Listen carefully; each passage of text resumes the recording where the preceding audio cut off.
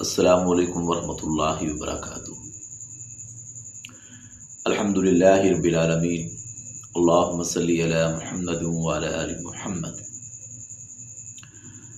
بہت سے لوگوں کے کچھ سوالات ہیں کہ ایک تو یہ ہے کہ قاری صاحب بہت زیادہ تکلیف ہو، پریشانی ہو تو اس موقع پر کون سی دعا ہم پڑھیں۔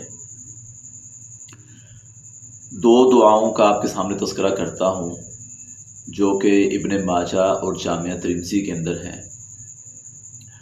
یہ وہ دعائیں ہیں کہ جو رسول کائنات صلی اللہ علیہ وآلہ وسلم خود پڑھا کرتے تھے کہ جب آپ کے اوپر کوئی پریشانی یا تکلیف آتی۔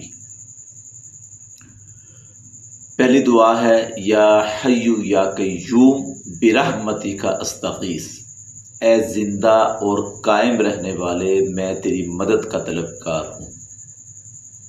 اس دعا کو تکلیف کے اندر، پریشانی کے اندر کثرت سے پڑھنا شروع کر دیں۔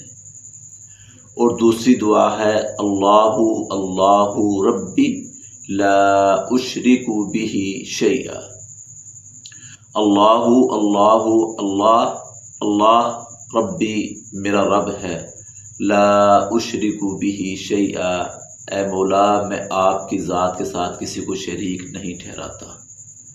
تو دونوں ہی دعاؤں کے اندر توحید کا درس ہے، توحید کا پیغام ہے۔ تو جب رسول کائنات صلی اللہ علیہ وآلہ وسلم کے اوپر جب کوئی پریشانی آتی تو رسول کائنات ان دعاؤں کو کثرت سے پڑھا کرتے تھے۔